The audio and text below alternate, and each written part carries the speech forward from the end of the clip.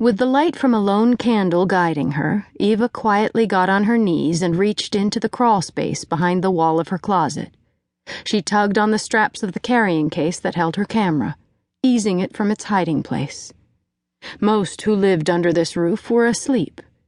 She came out of the closet on her hands and knees, candle clasped between her thumb and index finger. "I can't believe you still have your camera." Her sister Minnie took the candle and set it on a nightstand. Eva stood, dusting dirt off her dress. She could hardly breathe for the discomfort filling the space between them.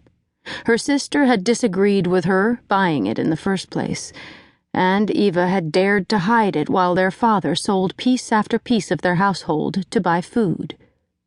But she'd earned the money for it back when jobs weren't so scarce, and she'd rather go without food than her camera.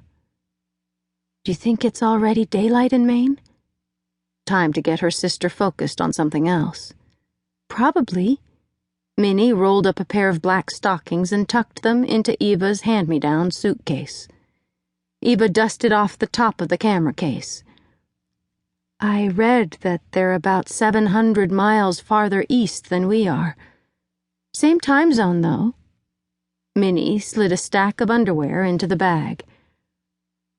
I've been thinking, maybe me and Mom are wrong, and this is a foolish plan." Eva ignored the icy fingers of fear. What could be worse than staying here? Piffle. She looked inside the camera case just to make sure it was all still there, the camera and lenses, and all the paraphernalia she'd spent years buying.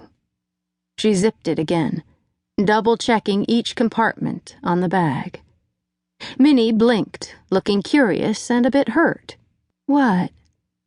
Their quiet voices were only for each other as the rest of the household slept. "You heard me. Would you prefer a different word?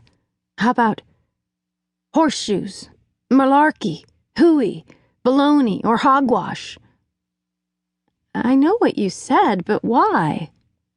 "Because you're saying you've changed your mind while you're packing my bag." As if it mattered what Minnie or Eva wanted.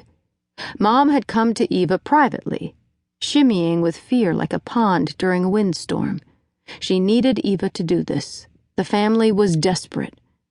Eva had been a disappointment in more ways than she could bear to think of.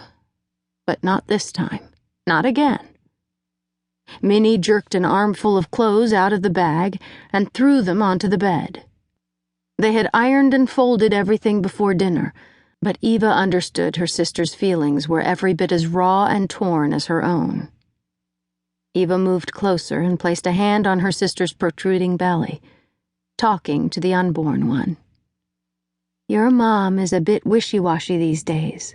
All plans, no backbone to carry them out. She didn't used to be like this." Minnie was as nervous as a long-tailed cat in a room full of rocking chairs. But years ago, she would have gone into that room anyway.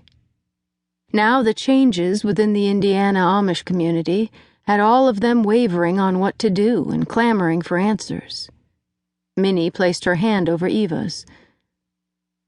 "What if you travel all that way and they don't want you there?" "I don't know." It was all too much.